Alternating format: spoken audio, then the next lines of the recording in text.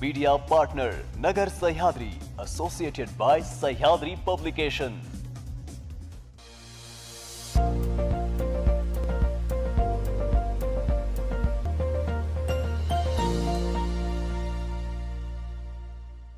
माझ्या चिरंजीवानी दंड ठोपडणं। आता तुम्हाला सगळ्यांना, मला वाटतं जिल्ह्याला माहिती, मुळातच आमचं कुटुंब ही पैलवानी क्षेत्रामध्येच पहिल्यापासूनच आमचं नावलौकिक आहे। आणि मग आता ते जर त्या क्षेत्रामध्ये असेल तर दंड ठोपटला म्हणजे याचा अर्थ वेगळा काढण्याचं काही कारणच नाही। कर्डिले साहेब गुंडगिरी करतात, दादागिरी करतात, धमकी देतात। आता कोण दादागिरी करतं आणि कोण धमकी देतं ही जर कदाचित राहुरी शहराला आणि तालुक्याला विचारलं तर मला असं वाटतं ती जनता नक्की निश्चितपणे सांगणार आहे। कर्डिले साहेबाजवळ एवढे गुण येतं आणि तेवढे गुण आहेत। अरे हे गुण हे जे काही सगळं करायला याला सुद्धा तुमचंच पाठबळ होतं ना। तुमचा मामा त्या काळामध्ये तुमचा गृहमंत्री होता आणि गृहमंत्र्याचा दुरुपयोग करून तुम्ही ह्या सगळ्या गोष्टी घडवायच्या आणि परत तुम्ही सांगायचं। दातीर नावाचा एक पत्रकार आहे, तो सगळी जी काही माहिती लिहित होता त्याला काय गुंडाच्या हाताने त्याची हत्या केली आणि हत्या करायला लावणारे हे सगळे मोरखे हेच होते। यांच्याच माध्यमातून ह्या गोष्टी सगळे वाळूचे धंदे यांचेच आहेत। आणि इथं आरोप मात्र माझ्यावर करतात। खाना जो काय त्यांनी प्रसाद शुगरच्या नावाने जो काढला आहे, मी तर त्या नाववण करतो का बा तुम्ही तो कारखाना सहकारी कारखाना म्हणून करा।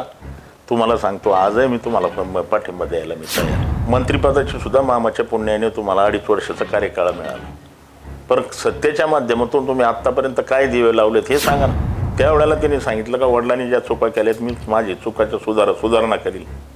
आता त्यांनी सुधारणा केली का अजून वडिलांपेक्षा जास्त राहुरी तालुक्याचं वाटोळं केलं ही प्रत्यक्ष जनता पाहते। व ज्या काय 50% कामाचं ते भूमिपूजन किंवा लोकार्पण करतात त्याच्यातले 50% काम तर 2014च्या 19ला झालेले आहे। कामाचं श्रेय घेण्याचं लाटण्याचं काम प्रत्यक्ष पाहायला मिळतं। नमस्कार।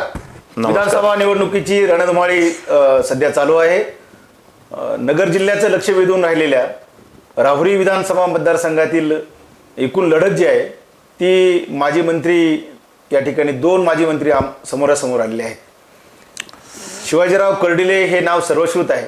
जिल्हा बँकेचे चेअरमन म्हणून ते काम करत आहेत आणि या माध्यमातून काम करत असताना राहुरी मतदारसंघात उमेदवारी करण्याच्या आधी या ठिकाणी लोकप्रतिनिधी म्हणून त्यांनी काम केलेलं आहे। त्याच्या आधी नेवासा मतदारसंघात त्यांनी काम केलेलं आहे। या जिल्ह्यातील एक रांगडं व्यक्तिमत्व म्हणून त्यांच्याकडे बघितलं जातं। परंतु सामाजिक भान जपता एका प्रतिकूल परिस्थितीतून पुढे आलेले हे व्यक्तिमत्व आज आपल्यासोबत या ठिकाणी भाजपचे जे उमेदवार आहेत शिवाजीराव कर्डिले साहेब हे आपल्यासोबत आहेत। साहेब नमस्कार। नमस्कार।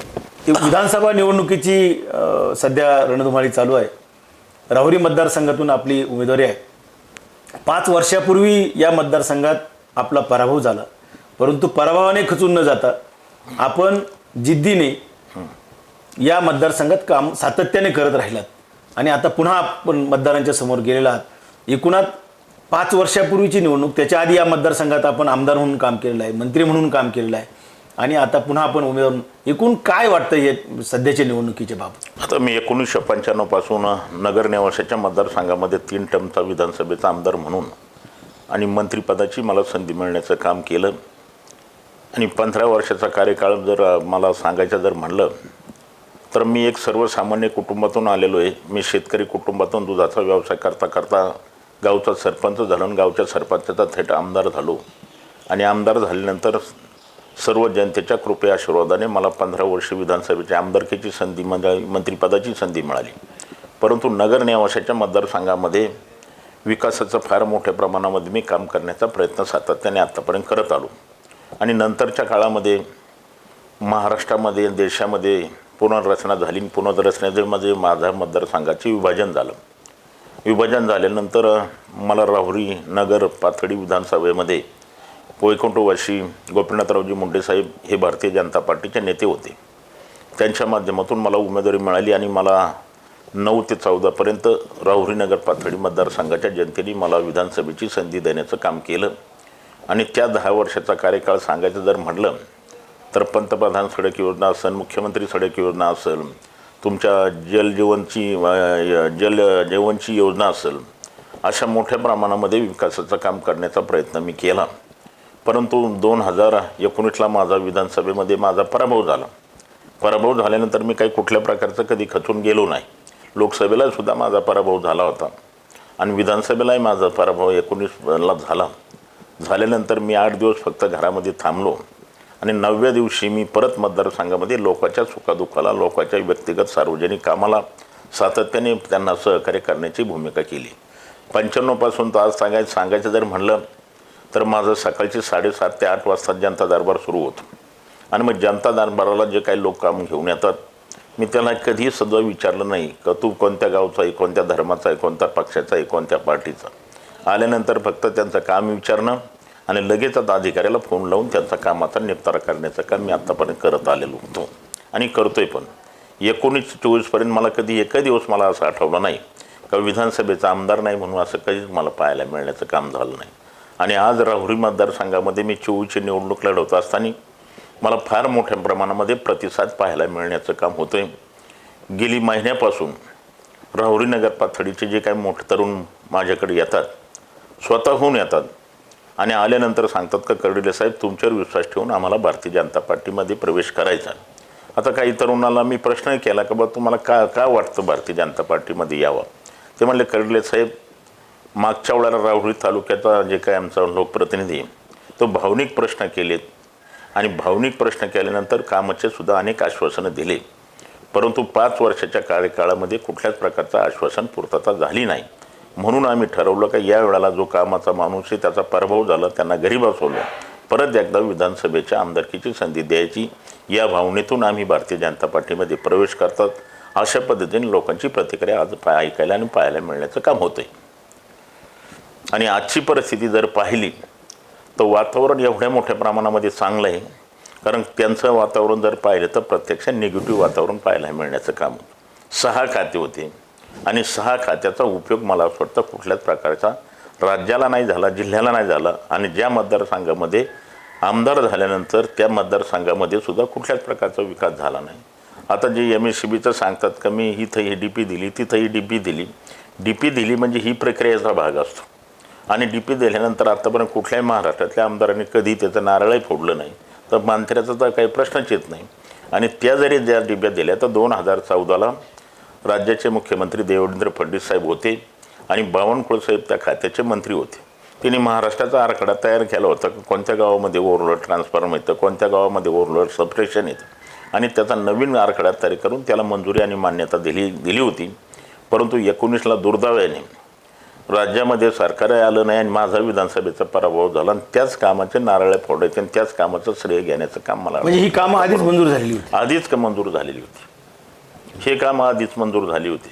वावरत जांभळीसारखं जे आपला धनगर समाज, आदिवासी समाज राहतोय, बोटीतून त्यांचा प्रवास होतोय. 25 वर्षे त्यांचे वडीलसुद्धा विधानसभेचे आमदार होते, खासदार होते आणि मामा सातत्याने प्रत्येक वेळेला सत्तेवर होते. परंतु त्या सत्तेचा उपयोग मला असं वाटतं राज्याचा आणि देशाचा कधीसुद्धा प्रसादजी तनपुरे साहेबांनी कधीच केलेला नाही. त्यांनी पाहिलं तुम्ही ज्या आपण पाहतो का ज्या सहकारी संस्था आहेत, कारखान्याच्या बाबतीत सांगायचं जर म्हणलं तुम्ही 12 वावरत जांभळीचा जो विषय काढला, ते बोटीचा विषय, तर तो सुटला का? कुठल्याच प्रकारचा सुटला नाही. आश्वासन दिलं फक्त. तिने कुठला विषय सुटला नाही. बोटीने जो प्रवास करतोय वावरत जांभळी, जांभूळबंद, आदिवासी आणि आमचा धनगर समाज, बऱ्याच वेळेला कधी बोट उडती, अपघात होतात, बऱ्याच मृत्यूसुद्धा काही माणसं पडलेली पाहायला मिळतात. परंतु आश्वासनाची कुठल्याच प्रकारची पूर्तता नाही. वांबुरी चारीच्या 2ऱ्या टप्प्याचं आश्वासन दिलं होतं, ते केव्हा झालं नाही. परंतु एकनाथरावजी शिंदे साहेबांच्या नेतृत्वाखाली राज्यात सरकार आल्यानंतर आम्ही पाठपुरावा केला आणि आज त्याची वर्क ऑर्डर घेऊन महिन्यापूर्वी जिल्ह्याच्या पालकमंत्र्याच्या हस्ते त्याचं भूमिपूजन करण्याचं आम्ही काम केलं. साखर कारखान्याच्या बद्दल तुम्ही बोलत होता. आता सहकारी साखर कारखाना आपल्याला सगळ्यात विस्तृत आहे आणि महाराष्ट्रामध्ये 1 नंबरचा सहकारी साखर कारखाना असणार आहे. कारण 20 किलोमीटरच्या अंतरावर सगळा ऊस आपण पाहतो का शेतकऱ्याला पाहायला मिळतोय. परंतु त्या कारखान्याची अवस्था आज प्रत्यक्ष अशी पाहायला मिळते का तो कारखाना आज जवळजवळ तनपुरे साहेबाच्या नेतृत्वाखाली अनेक वर्षापासून आपल्याला माहिती आहे का कारखाना होता आणि त्या कारखान्याची अवस्था झाली का आज 200-300 म्हणजे 100 कोटी 110 कोटी तर नुसतं जिल्हा बँकेचं कर्ज आहे आणि इतर बँकेचा सगळा जर आकडा सांगायचा म्हणलं तर 300 कोटी रुपयेपर्यंत कर्ज करून ठेवण्याचं काम केलं. आज तो कारखाना बंद पाडण्याचं काम केलं. जिल्हा बँकेचे संचालक ते होते, मी जिल्हा बँकेचा संचालक होतो आणि चेअरमन पांडुरंग अभंग साहेब होते. त्या काळामध्ये आम्ही त्यांना सांगितलं की बा तुम्हाला 90-95 कोटी रुपयाची साखर तुमच्या कारखान्याकडे उपलब्ध आहे, तुम्ही ती बाहेर साखर विक्री करू नका. बाहेर साखर विक्री केली तर तुम्हाला जिल्हा बँकेला पैसे देता येणार नाही. परंतु त्यांनी काही मान्य केलं नाही. ते म्हणले तुमच्या जिल्हा बँकेची मला पैशाची गरज नाही, मी इतर कुठूनही मी पैसे उपलब्ध करणार. तिने काय ऐकलं नाही, ती साखर बाहेर बेकायदेशीर विक्री केली. परंतु मी जर कदाचित विक्री केलेली साखर थांबवली असती आणि कारखाना जर बंद पडला असतं तर कदाचित माझ्यावर त्याचा ठपका आणि खापर फुटला असतं. म्हणून मी त्याच्याकडे थोडं दुर्लक्ष केलं आणि नेहमीच आता साखर कारखाना चालावा. माझा जरी कदाचित तुम्हाला सांगतो का 19ला पराभव जरी झाला असला तरी जिल्हा बँकेमध्ये संचालक असताना नुसतं यांच्याच कारखान्यापुरतं नाही तर जिल्ह्यातल्या सगळ्या कारखानदाराला नेहमीच मदत करण्याची भूमिका मी बजावण्याचं काम केलं. हा कारखाना चालावा म्हणून आपण पाहिलं का आता निवडणूक झाली, निवडणुकीच्या आधी मी सगळ्याला विनंती केली का कारखाना सोडून सगळेचं राजकारण जरूर करा, जिल्हा परिषद करा, नगरपालिका करा, विधानसभा करा, लोकसभा, पण ही शेतकऱ्याची कामधेनू आहे, ही वाचली पाहिजे, टिकली पाहिजे. परंतु त्याच्यानंतर त्यांच्या निवडणुका झाल्या, मी निवडणुकीतून माघार घेतली आणि माघार घेतल्यानंतर मी स्पष्ट सांगितलं, समोर तनपुरे साहेबाचं एक पॅनल होता आणि खासदार राधाकृष्ण आपले खासदार सुजय विखे पाटलाचा एक पॅनल होता. त्यांना फक्त मी एक सांगितलं का जर कदाचित ज्याच्या ताब्यात कारखाना जनता देईल त्याला जिल्हा बँकेतून मदत करण्याची भूमिका मी घेईल आणि मी ही भूमिका बजावली. खासदाराच्या ताब्यात कारखाना आल्यानंतर सुजय विखे पाटलाच्या कारखान्यानंतर त्यांना मी तो कारखाना जिल्हा बँकेतून चालवायला दिला. त्यांना ज्या ज्या वेळेला मदत लागेल ती मदत करण्याची सुद्धा भूमिका घेण्याचं काम केलं आणि आज ते सांगतात का कारखाना तिने बंद पाडला. अहो कारखाना तिने वडिलाचं नाव दिलं तनपुरे साहेबांनी आणि वडिलाचं नाव दिलेलं असताना सुद्धा तिने स्वतःचा खाजगी प्रसाद शुगर कारखाना वांबरूसारख्या ठिकाणी काढण्याचं काम केलं. आणि मग आता तुम्ही एका बाजूने सांगता का बा मी आम्ही तालुक्याचे नेते म्हणून तुम्ही स्वतः आपलं महत्त्व वाढवून घेता, परंतु मी जो कारखाना शेतकऱ्याचा कारखाना होता, जी कामधेनू होती ती बंद पाडण्याचं काम केलं. सूतगिरणी बंद पाडून ठेवली. विद्यापीठाचा शेतकऱ्यांनी मनात मोठेपणा दाखवून जमिनी दिल्या, परंतु विद्यापीठमध्ये आजही तुम्हाला सांगतो का प्रकल्पग्रस्त संघर्ष करतात, त्यांना आजसुद्धा कुठल्या प्रकारचा न्याय मिळाला नाही. मग आम्हाला प्रश्न असा पडतो, 25 वर्षातून मला आमदारकीची संधी मिळाली, खासदारकीची संधी मिळाली, कुठं एखादं तुम्हाला MIDC आणली, कुठं उद्योग केला, उद्योग उभा करण्याचं काम केलं, कुठं रोजगार उपलब्ध करून देण्याचं काम केलं आणि आज आरोप आमच्यावर करतात का कर्डिले साहेब जिल्हा बँकेची भरती भरतायत आणि भरतीमध्ये अनेक लोकांना आश्वासन देण्याचं काम करतात. मी कुठल्याही लोकांना आश्वासन काय दिलं नाही. लोकांना सांगितलं का ही भरती जी काही प्रक्रिया आहे ही सगळी ऑनलाईन सिस्टीम चालणारी आहे, तुम्ही तुमच्या पद्धतीने फॉर्म भरा, अर्ज करा, अर्ज केल्यानंतर जी काही पेपर परीक्षा होईल ती नियमानुसार तुम्ही कायदेशीर त्यांच्यासमोर सामोरं जा. आता लोकांना माहीत नसतं, ग्रामीण भागातले अडाणी लोक असतात, त्यांना असं वाटतं का बा पूर्वीसारखंच हे पुढाऱ्याच्या नेत्याच्या हातात आहे. परंतु देशाचे पंतप्रधान नरेंद्र मोदी साहेब झाल्यानंतर सगळा कारभार हा पारदर्शक करण्याचा निर्णय घेतलेला आहे. म्हणून असा काही कुठला प्रकार नाही बाबा कर्डिले साहेबांनी कोणाला तरी त्यांना आश्वासनं दिले, कोणाकडून काही केलं दिलं घेतलं, परंतु त्यांना हा प्रश्न विचारण्याची गरज आहे का तुम्ही वर्षानुवर्ष सत्तेत राहिले, तुम्ही किती लोकांना रोजगार उपलब्ध करून दिला, किती लोकांना तुम्हाला मदत केली, ही खरं वास्तविक पाहतात. त्यांना ही शोकांती आपल्याला पाहतो. म्हणजे त्यांचं जे काय निष्क्रियपणा तो झाकवण्यासाठी कुठंतरी आपल्याला बदनाम करण्याचा प्रयत्न करा. काल म्हणले आता त्या उमऱ्यासारख्या ठिकाणी गेले तुमचे जे उमेदवार, तिथं गेल्यानंतर म्हणले जे काही तुमचे कर्मचारी मुख्यमंत्र्यांनी जे काही 10,000 रुपये रोजंदारी जे काही मुलांना काम दिलं आहे 6-6 महिन्यासाठी, ते जिल्हा बँकेमध्ये काम करत असतील. आता काम करीत असल्यानंतर अधिकाऱ्याला TDOला फोन करून धमकी दिली. धमकी देऊन सांगितलं का बा हे मुलं कुठे आहेत.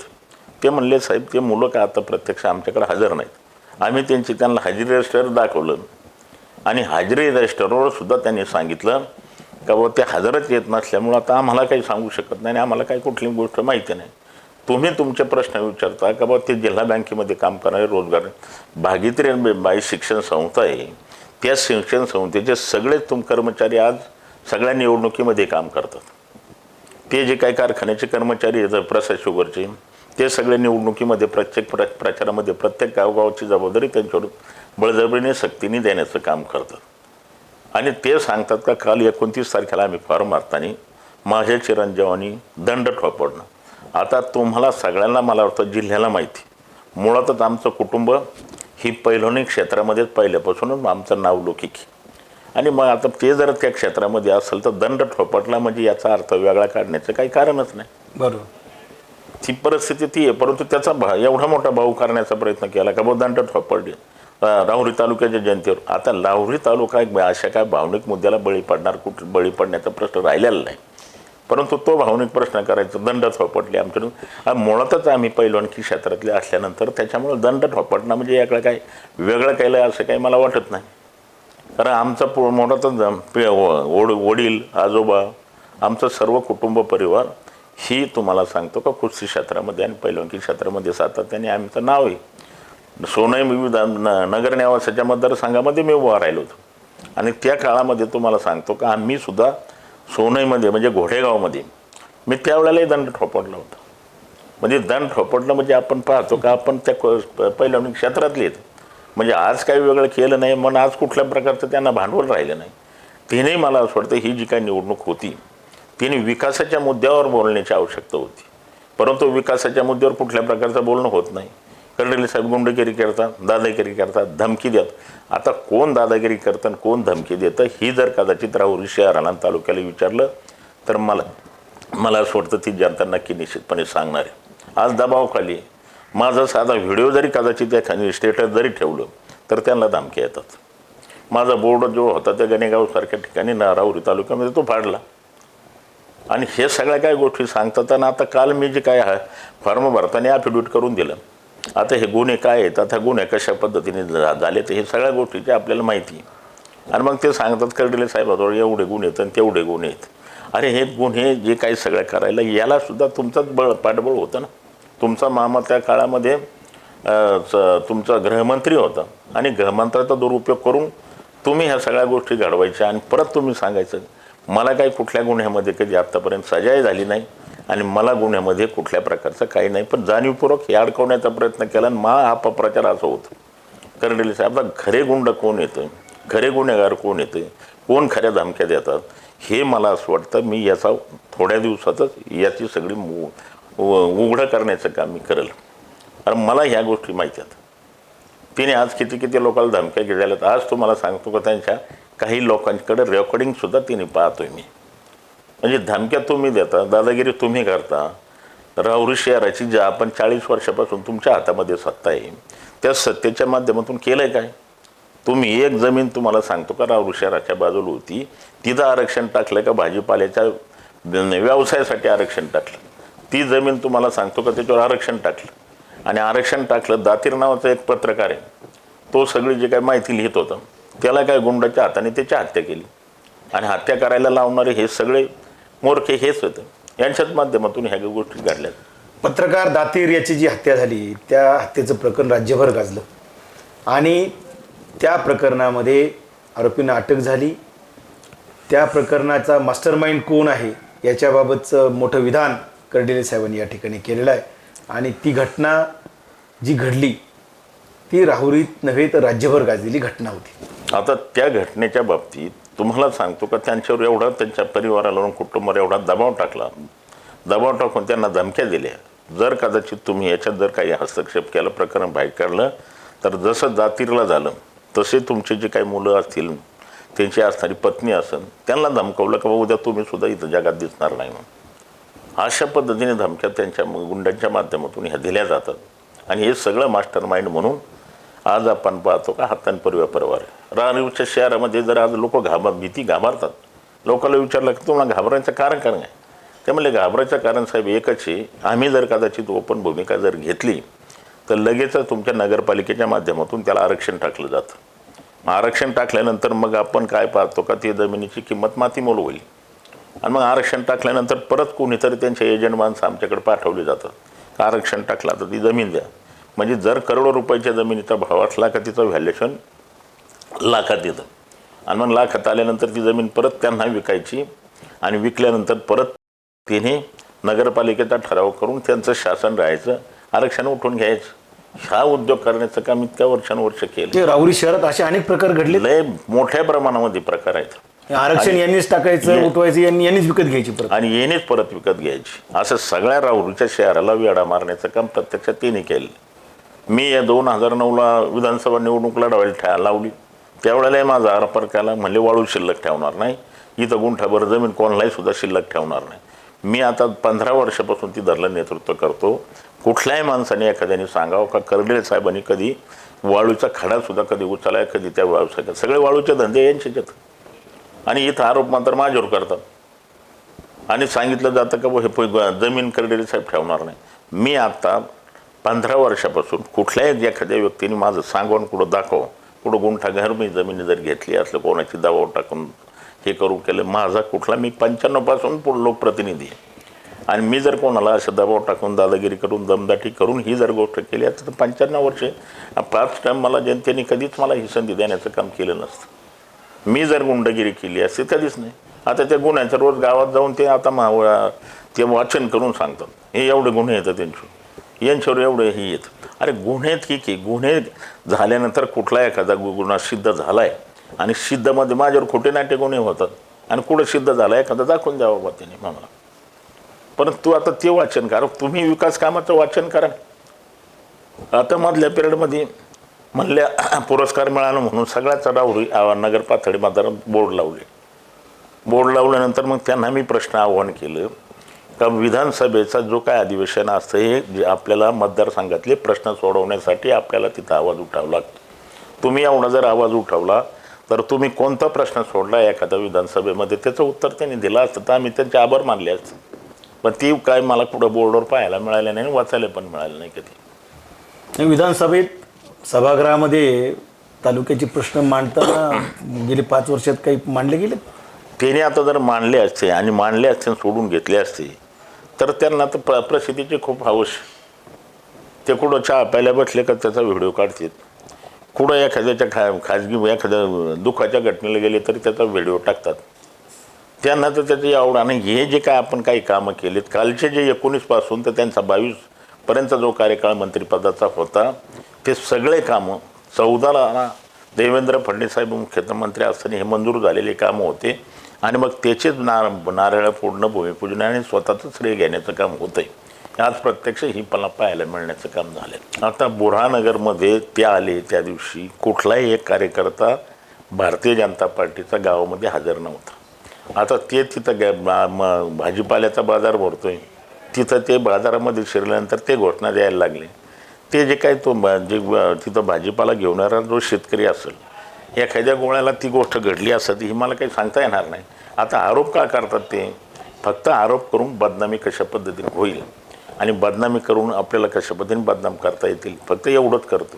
कुठेही कोणी घोषणा दिल्या नाही, कुठं त्यांच्या गाडीला कोणी झेंडे लावण्याचाही काही प्रकार मला असं वाटतं काय झालेलं नाही. आणि झालेला असेल तर त्याची एखाद्या पोलीस कोण त्याची चौकशी करावं आणि जर कदाचित चुकीचं कोणी जर अन्याय केला असेल तर कायदेशीर त्याच्यावर कारवाई करावं. तुम्ही बुरहानगरचं उदाहरण देता, तुम्ही राहुरी शहराचे अनेक उदाहरणं आहेत. जो का प्रचार फेरी अक्षय कर्डिले आता 3-4 दिवसापासून त्या राहुरी शहरात प्रचार करतोय. ज्या प्रचारात सहभागी झालं का लगेच थोड्या तासभराने त्यांना फोन जातात घरी, तासभराने त्यांच्या घरी जाऊन बसले जातात.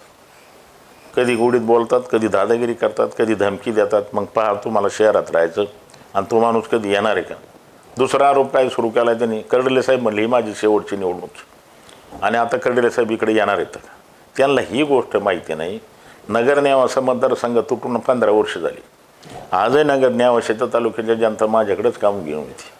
नगर तालुक्याचा काही भाग श्रीगोंद्याला काही भाग पारनेरला गेला.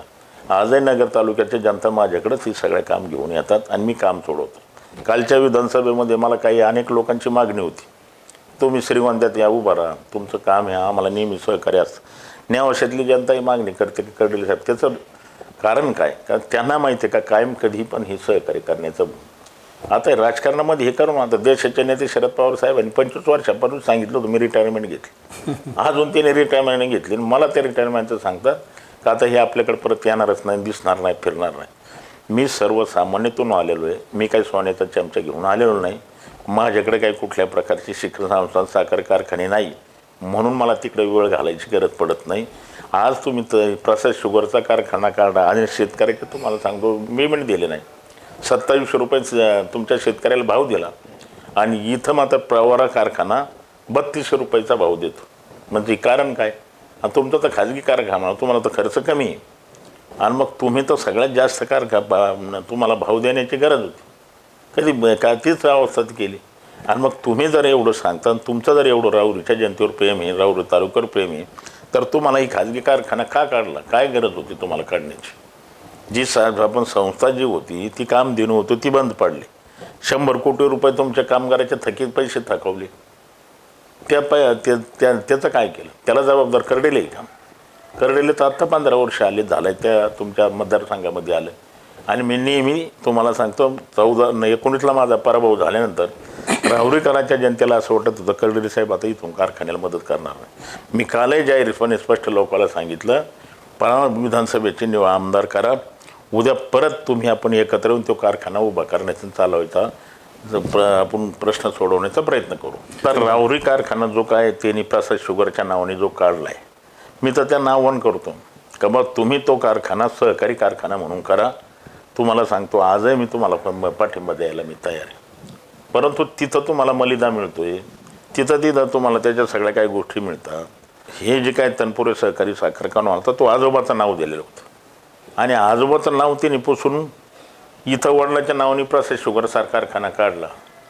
म्हणजे याच्यावरूनच सिद्ध होतं का त्यांना फक्त स्वार्थासाठी ह्या सगळ्या काही गोष्टी करायच्या. त्याच्या पलीकडे मला असं वाटतं कुठलंच काही त्यांना दिसत नाही पाहायला. पण छत्रपती शिवाजी महाराजाचं सुद्धा नाव दिलं कारखान्याला दिलं होतं आणि ते म्हणतात का कुठं राज्यभरात छत्रपती असं कुठंही तुमचं नेम आणण्याचं तर नाव देता येत नाही. आणि मग देता जर येत नव्हतं एवढं जर माहिती होती तुम्हाला तर मग तुम्ही नाव दिलं. नाव देऊन परत ती छनी हातोड्याने तोडून ती नाव तुम्हाला सांगतो बुजवायचं काम केलं. छत्रपती शिवाजी महाराजांचं नाव छनी हातोडा घेऊन यांनी तोडलंय. हो तोडलंय. प्रत्यक्ष राहुरीकरांची जनता सांगते ते सांगते ना.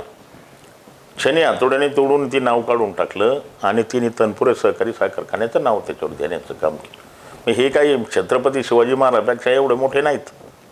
एक मुलाने साधं तुम्हाला सांगतो का तिथं स्टेटसवर रामाचं तुम्हाला स्टेटस ठेवलं होतं तर त्यालाच सांगितलं का ती स्टेटस ती हे काय काढून टाकून. म्हणजे हे काय रामापेक्षा छत्रपती शिवाजी महाराजांपेक्षा मोठे नाहीत. आजची परिस्थिती आज तुम्हाला सांगतो की ही प्रत्यक्ष पाहायला मिळण्याचं काम होतं. आणि आज मी तुम्हाला सांगतो मी जी काही निवडणूक लढवतो आपण 10 वर्षाच्या जे काही काम केलं त्या विकासाच्या मुद्द्यावर लढवतो. 25 वर्ष प्रसादजी तनपुरे साहेबाकडं आमदारकी होती, त्यांची नगरपालिकेची सत्ता होती. त्या सत्तेच्या याच्यावर खरंच वास्तविक पाहता ही निवडणूक आणि तुम्हाला आज मंत्रिपदाची सुद्धा मामाच्या पुण्याने तुम्हाला 2.5 वर्षाचा कार्यकाळ मिळाला. पण सत्तेच्या माध्यमातून तुम्ही आत्तापर्यंत काय दिवे लावलेत हे सांगा ना. ते म्हणतात का बाबा आता समोर करडेले साहेबांनी यावं. करडेले साहेब येण्यापेक्षा तुम्हाला आता 23 तास निकालातच जनता दाखवून देणार आहे. करडेला समोर बोलवण्यापेक्षा तुम्ही आता जनतेच्या समोर जा आणि जनतेच्या समोर मला अपेक्षित होतं ही निवडणूक विकासाच्या मुद्द्यावर लढावं अशी माझी अपेक्षा होती. पण विकासाच्या मुद्दा बाजूलाच ठेवला. मागच्या निवडणुकीमध्ये काय प्रचार केला? करडेले साहेबांनी म्हणले आता बीडला मुळा धरणाचं पाणी देण्याचा निर्णय. आता करडेले साहेबांनी जर बीडला पाणी देण्याचा निर्णय जर घेतला होता तर त्यांनी सांगावा मामा जलसंपदा खात्याचे मागच्या वेळेला मंत्री होते, कालच्या सरकारमध्ये 2.5 वर्षे मंत्री होते, त्याने 2 बोटाचं कुठंतरी कागद दाखवं का करडेले साहेबांनी कुठं तुमच्या त्या वेळेला जलसंपदा मंत्री गिरीश महाजन साहेब होते तिने दाखवून द्यावं. निळवंडेचं 50 वर्ष झालेत तुम्हाला सांगतो का नारळ 60 वर्ष झालेत नारळ फोडून ठेवलं. परंतु केवळ देशामध्ये नरेंद्र मोदी साहेबाची सरकार सत्ता आल्यानंतर गडकरी साहेबाच्या माध्यमातून निळवंडेला मोठा पैसा दिला. परत निळवंडेचं काम झालं, कॅनलचं काम झालं, नाज राहुरी तालुक्याला जनतेला शेतकऱ्याला पाणी मिळायला. निळवंडेच्या पाण्याचं क्रेडिट तर ते स्वतः घेतात. आता ते स्वतःच्या एवढी गप्पा मारतात. तिथं मामाला बोलवलं, मामाची पॅडाची तोला केली. आणि मी मागच्या तुम्हाला 14 ते 19ला आपलं सरकार होतं त्यावेळेला तिकडं पिचड साहेबांनी काही कॅनलचं काम अडवलं होतं. म्हणून मी तुम्हाला सांगतो की गिरीश महाजन साहेबाला बोलवलं राहुरी तालुक्यात तांबेऱ्याला आणि टेलपासून तुम्हाला सांगतो का निळवंड्याचं काम सुरू करण्याचं काम मी करायला लावलं. राधाकृष्ण विखे पाटलांनी सातत्याने प्रयत्न केला. केंद्रातून निधी आणलाय, राज्यातून निधी आणलाय. फडणवीस साहेब त्या खात्याचे मंत्री असताना त्यांनी निधी मोठ्या प्रमाणात दिले आणि हे स्वतःच तुम्हाला टिमके वाजायला सुरुवात केली का मी निधी आणला निळवंड्याचं आम्ही पाणी आणलं, आम्ही पाणी सोडलंय. आता ही राहुरीकराच्या जनतेला पूर्ण माहिती आणि राहुरीकराचा जनतेचा एकही कुठल्या प्रकारचा विश्वास नाही. त्यावेळेला त्यांनी सांगितलं का वडिलांनी ज्या चुका केल्यात मी माझी चुकाच्या सुधारणा करील. आता त्यांनी सुधारणा केली का अजून वडिलांपेक्षा जास्त राहुरी तालुक्याचं वाटोळं केलं ही प्रत्यक्ष जनता पाहते. आता ही जे ST डेपोचं काम असतं आणलंय ते आता त्यांचं काही कुठं योगदान नाही. मुख्यमंत्री एकनाथरावजी शिंदे साहेबाच्या नेतृत्वाखाली देवेंद्र फडणवीस साहेबांनी अजितदादाच्या नेतृत्वाखाली सरकार आल्यानंतर त्याचा फळ पण त्याचा पाठपुरावा केला, त्यांना निधी उपलब्ध करून दिला आणि आता आमदार म्हणून त्यांनी त्याचं श्रेय घ्यायला लाटायला सुरुवात केली. अशा काही गोष्टी तुम्हाला सांगतो का अनेक गोष्टी त्यामध्ये घडण्याचं काम होतं. आज तुम्हाला सांगतो का ज्या काय 50% कामाचं ते भूमिपूजन किंवा लोकार्पण करतात त्याच्यातले 50% काम तर 2014च्या 19ला झालेलं आहे. कामाचं श्रेय घेण्याचं लाटण्याचं काम प्रत्यक्ष पाहायला मिळते. आजची परिस्थिती अशी. आज ते ग्रामीण रुग्णालय त्या शहरामध्ये गरीब लोक राहतात, त्यांना ती साधं ग्रामीण रुग्णालयसुद्धा तुम्हाला सांगतो का त्यांना 25 ते 40 वर्षाच्या काळात करता आलं नाही. आज तिथंच काल राहुरी खुर्दला एक ॲक्सिडेंट झाला, तिथं 2 मुलं मृत्युमुखी पडले. तेच जर ग्रामीण रुग्णालय जर असतं तर मला असं होतं त्या मुलांचा जीव गेला नसता. अशा अनेक घटना तुम्हाला पाहायला मिळण्याचं काम होतं. आणि मग तिने विकास कोणता केला हेच आम्हाला काही माहीत नाही. विकासाचं नुसतं तुम्हाला टिमके वाजायचं काम करतात. वांबुरी चारीचं दुसऱ्या टप्प्याचं काम करू शकले नाही. पुढं कोणता निधी म्हणजे दिलाय कोणता केलंय हे तर आपल्याला माहिती आहे का. जगाय पुरुषाप्रमाणे आमदार निधी मिळतो. अहो त्यांनी त्या वांबुरीच्या तिथं जे त्यांचा तो साखर कारखाना आहे तिथून बेसुमार मुरुम मोठ्या प्रमाणात उचलला. इकडं लोकांच्या तुम्हाला सांगतो का रस्त्यावर मुरुम टाकायला ते म्हणले मी मोफत देतो. बोगस बिलं काढून तुम्हाला सांगतो का त्या मुरुमाचे पैसे लाटलेत. मोठ्या प्रमाणामध्ये वाळूची तुम्हाला एजंट नेमून वाळू उचलण्याचं काम मोठ्या प्रमाणामध्ये केलं आहे. तिथं लाखो रुपयाचं तिथं आज भ्रष्टाचार आपल्याला पाहायला मिळतं. म्हणजे असे अनेक गोष्टीचे प्रकार तुम्हाला सांगतो का ही समोर येतात. लोक दबक्या आवाजात बोलतात. तिथं मळीचं पाणी सगळं तुम्हाला राहुरी करायला आपल्या तुमच्या वांबुरी करायला सोडले.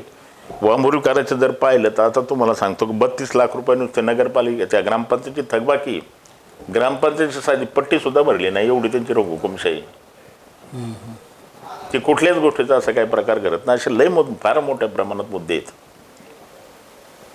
परंतु आता आता ही निवडणूक आता जवळ आलेली आणि आता ह्या ज्या गोष्टीचं उत्तर आता उद्याच्या 23 तारखेच्या निकालात हे मतदारच तुम्हाला माहिती म्हणून सांगतो का त्याचं उत्तर देण्याचं काम नक्की करतील अशी मला अपेक्षा आहे. तिसगावच्या बाबतीत आपण पाहिले तिसगावचं जे अतिक्रमण तुम्हाला सांगतो का काही लोक वर्षानुवर्ष राहतात.